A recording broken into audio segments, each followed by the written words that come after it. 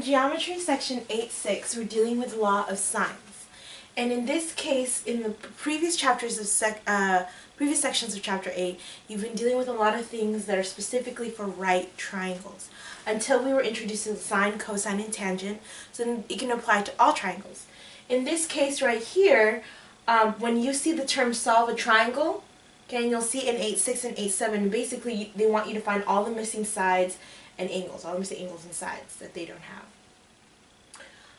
So let me introduce you to the law of sines, and next section will be the law of cosines. Before I introduce you, there's something that you need to understand when you're setting up triangles. All you need to know is that the opposite side of each angle is the lowercase of that letter. For example, A, the opposite side is the one side that doesn't touch, so it's line CB, so I'm going to label this little a. Okay?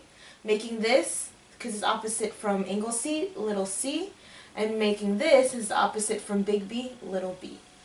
So you have to understand that, because sometimes they're just going to give you the name of the triangles and then give you sides and angles, so you have to know how to label it. It doesn't matter which angles you label which, as long as the opposite side is a lowercase letter.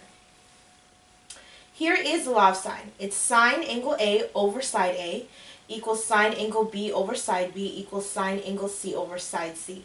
Now, just like previous theorems, you don't need three different proportions in order to solve for a missing angle or side. You need any sets of two. So you choose any two that you want to solve for, and then you cross multiply and solve. This just gives you the relationship between all the sides and angles.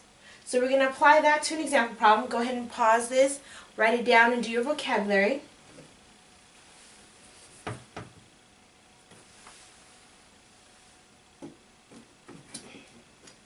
Alright, so here, it's supposed to be great. Here is telling us to solve this triangle.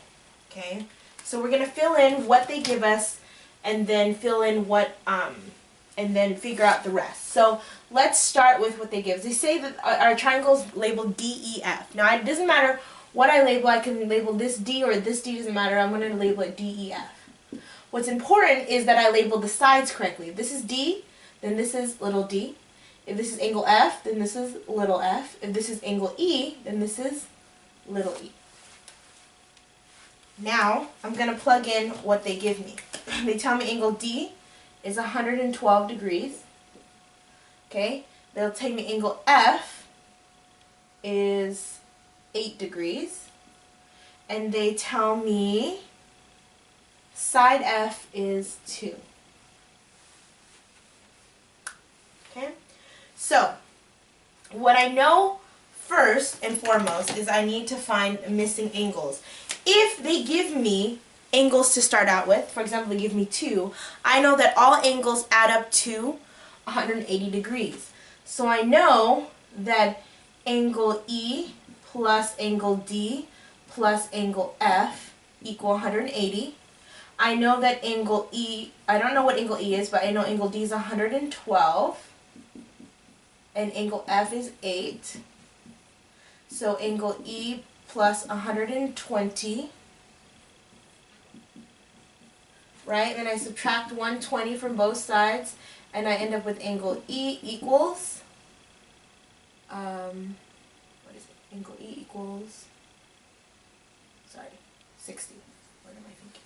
So this is 60 degrees. Remember, I can only do that if they give me how many angles? 2. If they give me only one angle, I can't solve it just yet. But once I can fill out, now I can't fill out anything, it is not a right triangle, so I can't use Pythagorean theorem. I'm going to start by using the law of cosine.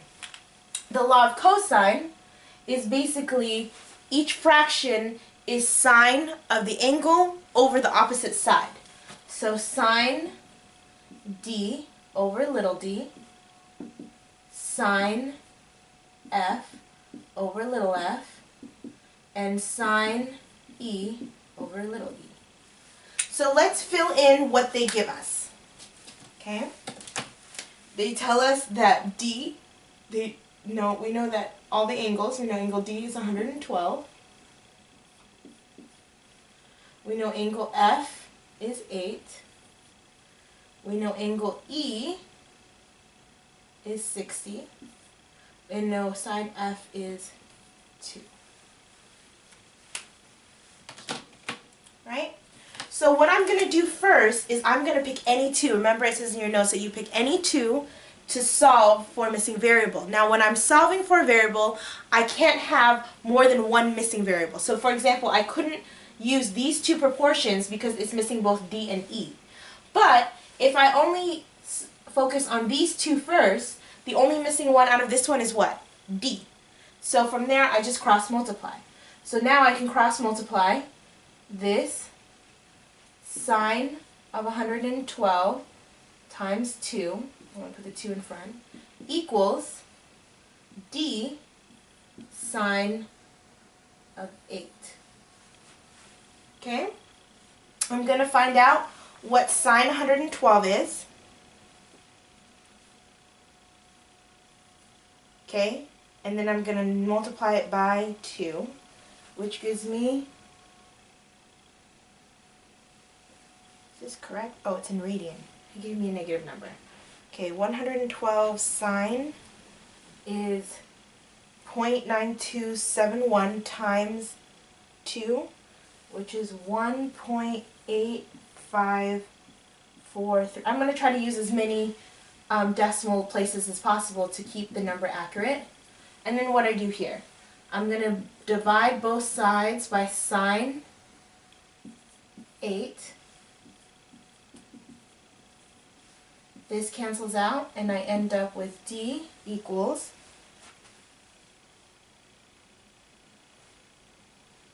sine 8, which is 13. Once I have the answer, I'll just do one decimal place. So this is 13.3.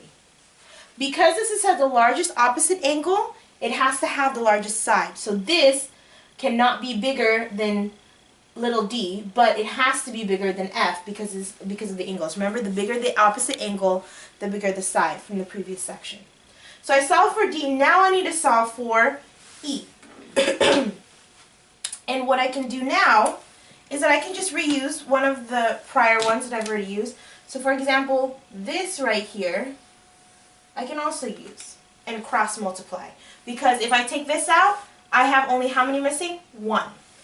So I can cross multiply, gives me 2 sine of 60, right, equals E sine of 8.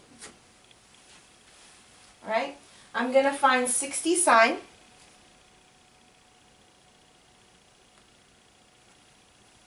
which is 0.8660 times 2, which is 1.732 equals e to the sine 8. I'm going to divide both sides by sine 8. These cancel out, and I end up with, whoa, let's try this, 1.732 divided by sine 8 is 12.4 equals E. This is 12.4. So, I've solved the triangle. I have all of the missing sides and angles. So the first step is to figure out what I can do without doing the law of sines. Once I figured out, because this angle, I didn't have to do the law of sines to figure out. Once I figured it out, then I can go ahead and solve for, use the law of sines to solve for all of my other missing ones. And when I use the law of sines, I have 3 different proportions, but I only need 2 so I can cross multiply and solve.